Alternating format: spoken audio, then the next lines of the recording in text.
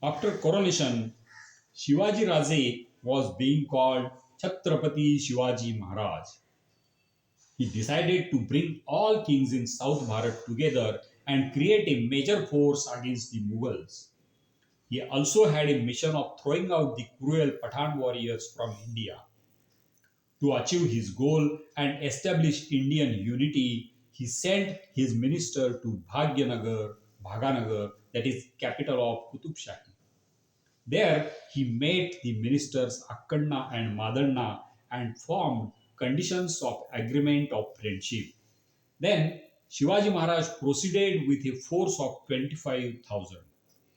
They were given warm welcome by Qutub Shah. He stayed there for some time as a state guest and then proceeded to Sri Shailam.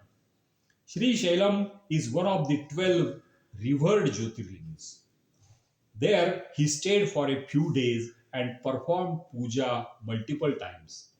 He ordered to build a gopuram at the temple and a ghat on nearby Tungabhadra river. This indicated his love for Hindu deities, and now he performed duties of a Hindu king. Then he proceeded to further south and won the fort of Jinji. This was a very important fort. This win expanded his kingdom to deep south, which would be helpful in case of future emergency if Aurangzeb attacks Maharashtra and captures major forts of Maharashtra. This will give a strategic deep status to his kingdom. Then he put siege around the fort of Vellore. As Fort of Vellore could not be won immediately, he continued the siege with some forces but himself moved northwards. He came to know about temples in Tiruvannamalai village. These temples were converted into masjids by Muslim rulers. Shivaji Maharaj went to this village and observed the actual condition of temples. Now, this area had got independence from Muslim rule, so he decided to rebuild the temples.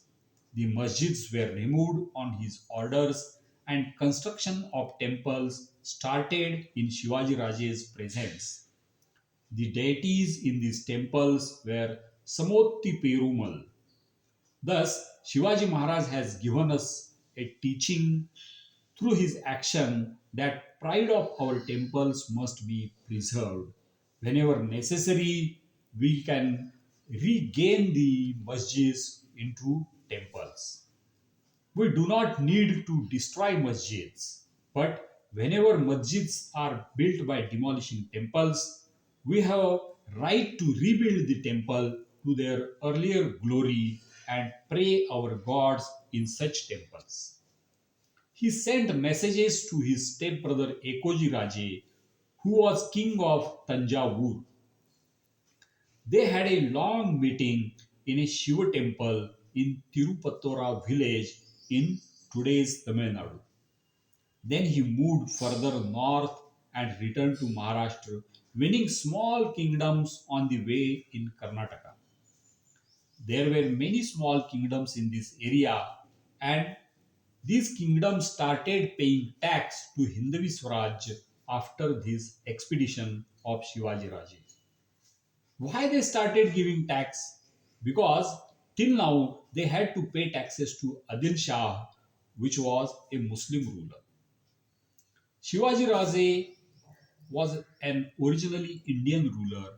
He was Hindu, that is, of their own religion, and he was not as cruel as Adil Shahi. In fact, he was not cruel. Even though Adil Shah was getting taxes, he would occasionally invade their territory, collect ransom, destroy Hindu temples, capture women, and sell them. Shivaji Maharaj gave them protection against all these terrorist acts and atrocities. Hindavi Swaraj army kept all these kingdoms under its influence after this. These kingdoms included Balapur, Bangalore, Hoskote, Kolar. Kaviripattam, Chidambaram, Vruddhachalam, etc.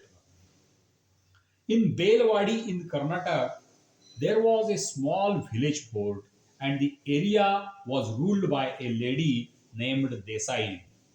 Her husband had died, and she was taking care of her small child and also the small kingdom.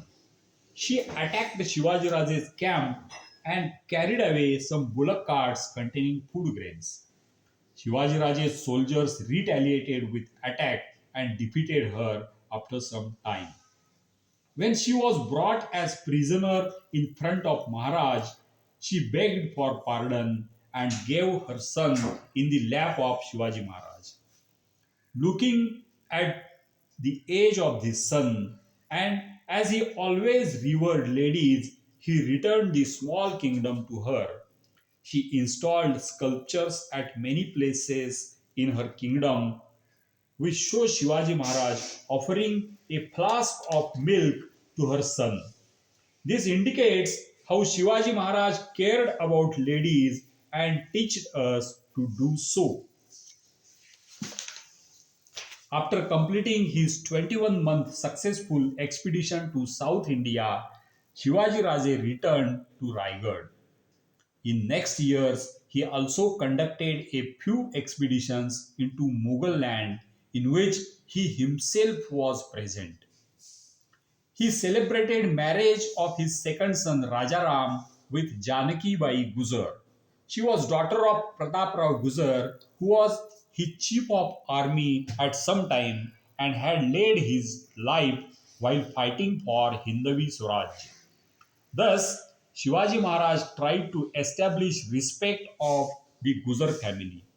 After this marriage, Maharaj became sick and soon he was forced to lay on the bed.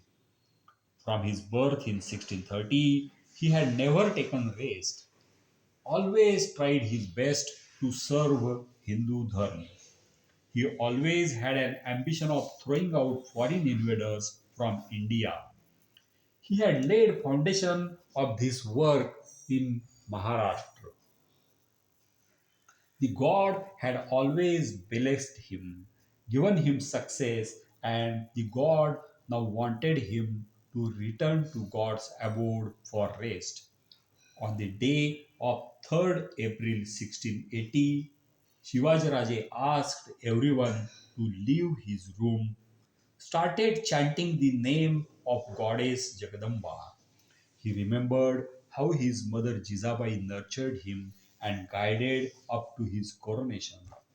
He remembered his father Shahaji Raje, who taught him to build empire as he had developed in Bangalore. He remembered how Baji Pasalkar taught him use of weapons and how Dadaji Kondev taught him the working of tax system and judicial system and running of an empire. He remembered spiritual knowledge given by Sant Tukaram, Sant Samartha Ramdas, and Sant Mauni Baba. He remembered thousands of soldiers and friends who had laid their lives for him. Being a true Hindu, he left his mortal body while chanting the name of Goddess Jagadamba with complete control on his thoughts to attain a place in God's abode. Before he left this world at an early age of only 50 years, he had turned back the tide of Islam from Bharat. He laid foundation of Hindu revival in India. He is a living example to teach us how to serve our India, our Hindu Dharma, and our fellow citizens. On the foundation laid by him, his followers are still trying to protect Bharat, Hindu Dharma, and Hindu people all over the world. I pray to the God that everyone reading this book becomes a savior of Hindu Dharma. The story of Chhatrapati Shivaji Maharaj will guide us to do best efforts to create glorious Bharat. Let us say with pride, Chhatrapati Shivaji Maharaj ki Jai. Jai Bhavani. Jai Shivaji. Har Har Mahadev. Bharat Mata ki Jai. Vande Mataram.